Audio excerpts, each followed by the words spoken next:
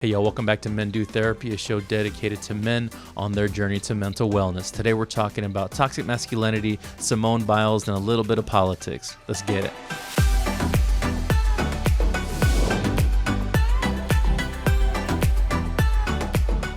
Hey everybody, I'm your host, Rene Garcia. Really appreciate you being here. I was on vacation last week, so I didn't get to put out a video. And as you can imagine, there's a little bit of drama, traveling issues, but I'm really glad to be back. Before we get going in today's episode, please do me a favor, subscribe, turn on the notifications. We're going to be putting out weekly content, all dedicated to men's mental wellness and taking care of our fellas and their mental health care, all right? So please subscribe. I really appreciate it. And also follow us on Instagram. Put out some information out there. Reels have been getting some good attention that I really appreciated, and so I'm still trying to get used to doing all this. So please subscribe, send me a message, things that you want to hear about, or any feedback I'll happily take. All right. So I wanted to talk today about the big issue while I was on vacation. It was basically blowing up last week about Simone Biles' decision to withdraw herself from the group competition in the Olympics. So as you can imagine, the big thing going on right now is the Summer Olympics. It was supposed to be happening in 2020, but obviously due to COVID, got pushed off to 2021, despite all of the gear still saying Tokyo 2020. Probably just ordered it all, bought it all, and just said, yeah, we'll just keep it. We don't want to keep buying new stuff, which I appreciate, right? As it's going on, the gymnastics, a very popular sport competition, especially here in the U.S., just because we've kind of consistently over many years put out some really strong gymnasts.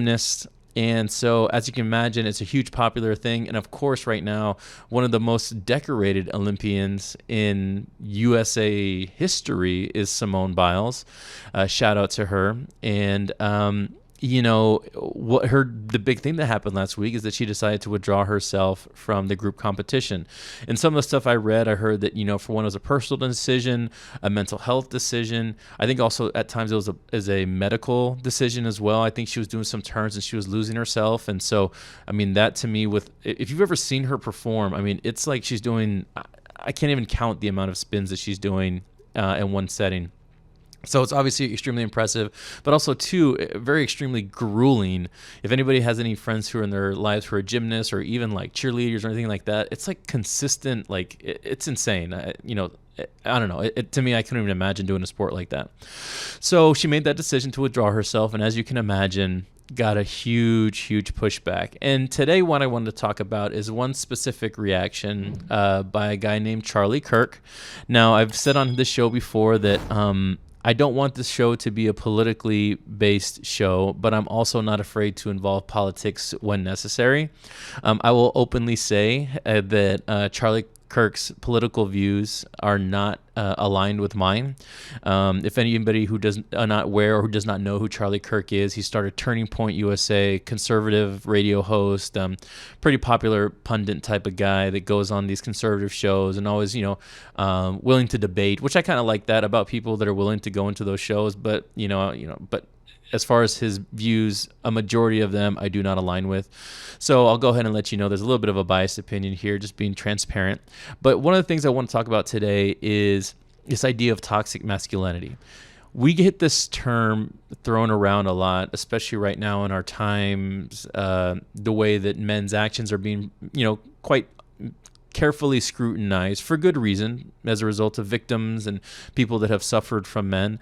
And, it's really hard. If you ask sociologists, you ask therapists, you ask, just the everyday person to define toxic masculinity, and you're just going to get a lot of thousand different answers, at least from my experience.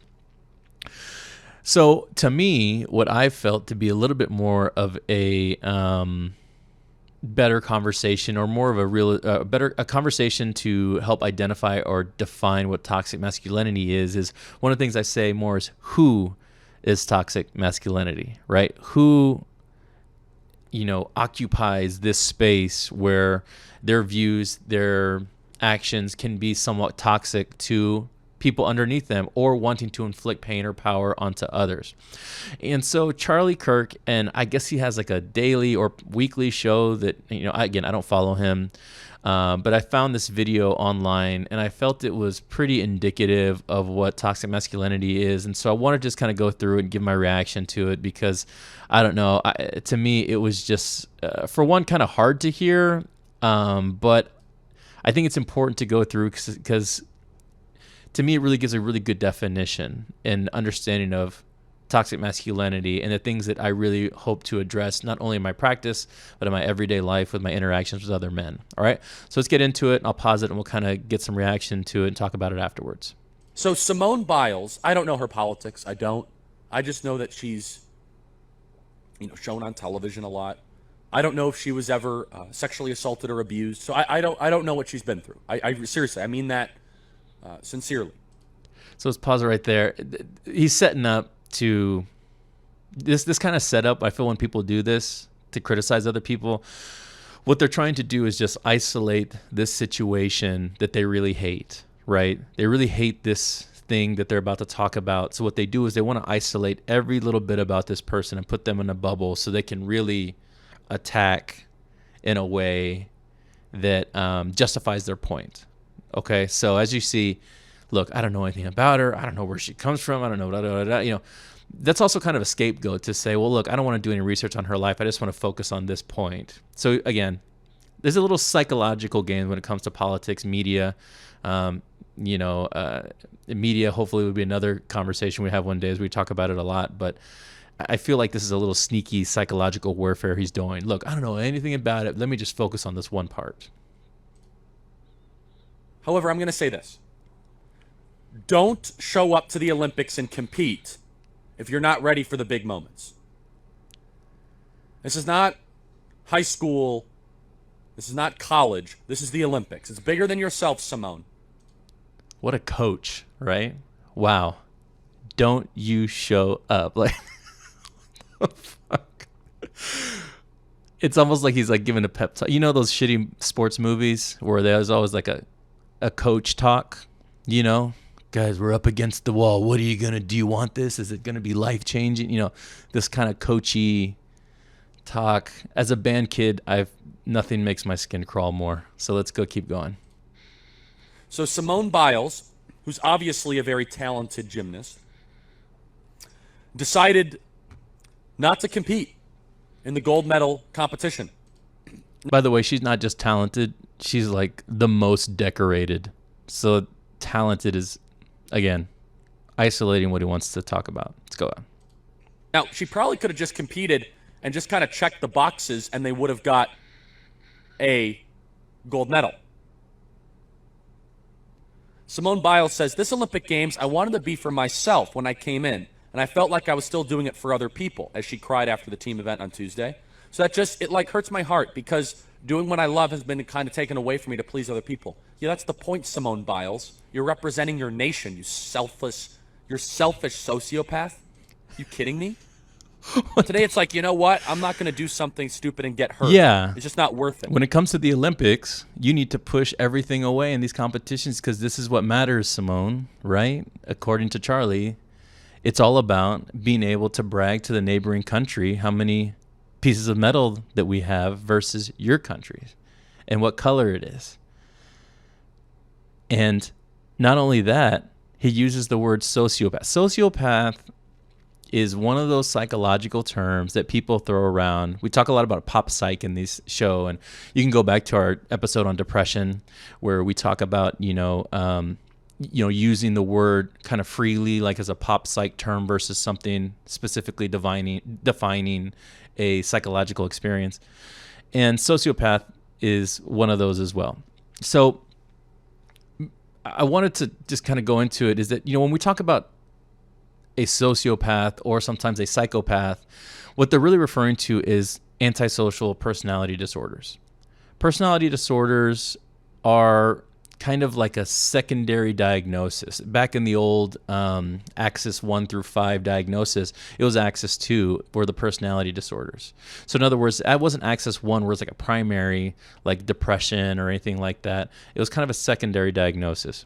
So a lot of times when they're talking about sociopathy, they're referring to, symptoms like, I'm reading this off WebMD, lack of empathy towards others, impulsive behavior, lying for personal gain, showing a tendency to physical violence and fights, general superficial relationships, threatening suicide, sometimes abusing drugs and alcohol, committing crimes.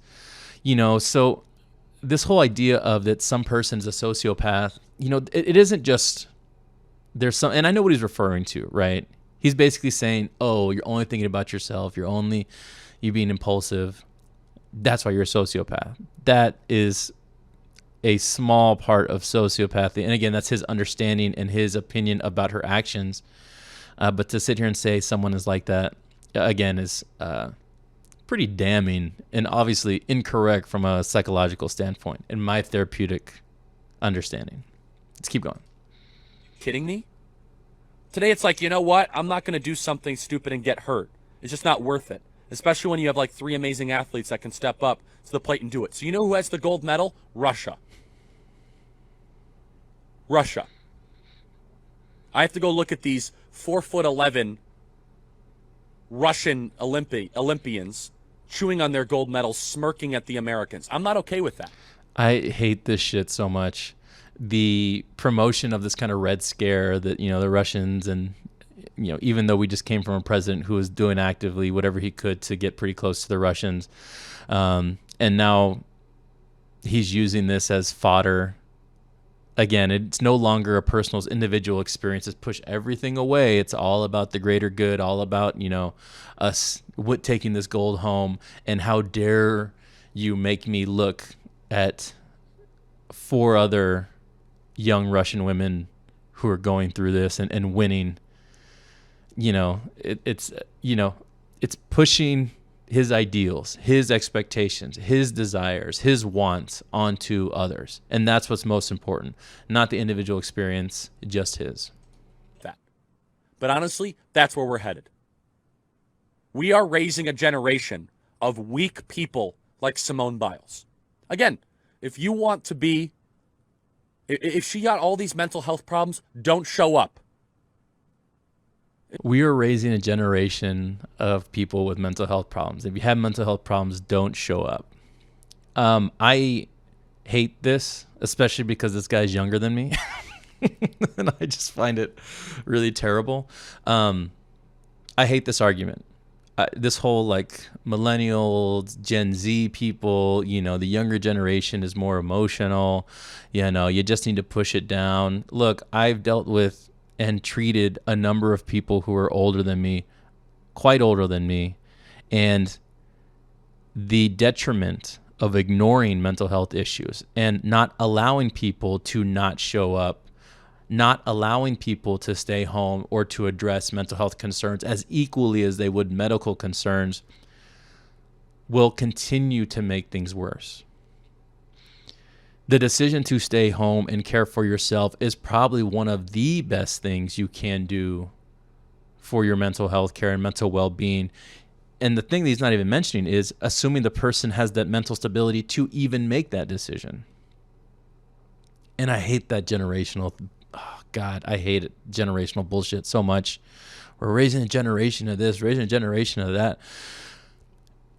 It's that these younger generations now have outlets and places where they can openly discuss these things, that they're becoming more up to the light and more, up to the surface. To sit here and say these things never existed before is complete bullshit. It's just that they weren't allowed to speak about it or they didn't have the platform. So let's keep going. She's an incredible athlete. Of course she's an incredible athlete. I just said she's probably the greatest gymnast of all time. She's also very selfish. She's immature. And she is a shame to the country. She's totally... Not true. Selfish, immature, a shame to the whole country. No. Selfish, I'll argue that point. One of the sayings that if you work in the recovery community with drug addicts and alcoholics in the 12-step community, they say the 12-step community is full of sayings. All right, if you go to one of those meetings, you're going to leave with 10 sayings, right? one of the sayings they say is being selfish is the most selfless thing you can do sometimes.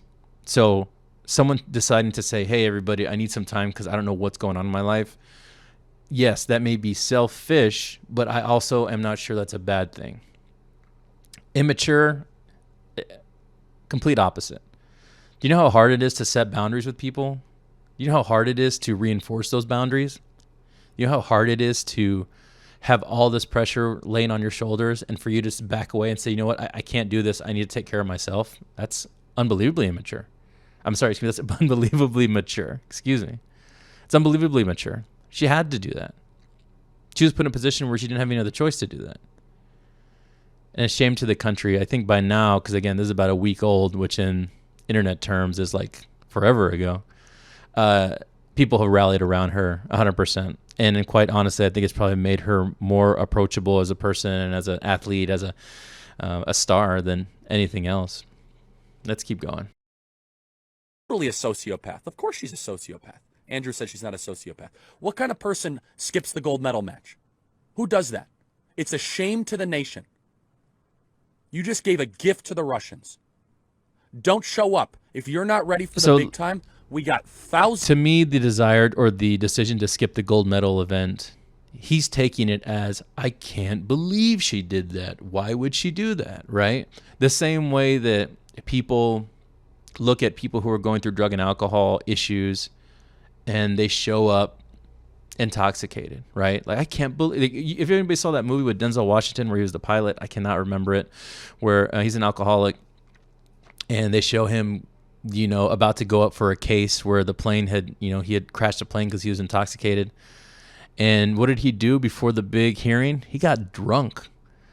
And I thought that was a great, you know, depiction of when there's high stress situations, you're put in a situation to where a lot is on the line. I wouldn't be surprised we had some negative reaction or some unexpected negative reaction to it. So yeah, she decided to withdraw. And honestly, she just tried to trust her teammates to continue on and ended up winning silver, which is silver in the world. That's nuts. It's absolutely nuts. So yeah. Thousands of young female gymnasts that would love to take the place. Thousands. Simone Biles just showed the rest of the nation that when things get tough, you shatter into a million pieces. You know what? There's a lot of times that you step up to the plate, even though you don't want to do it, even though that it's against everything in your body. But instead, Simone Biles just broke one of the great American values and virtues, courage and bravery. It was all about herself, and she's a disgrace.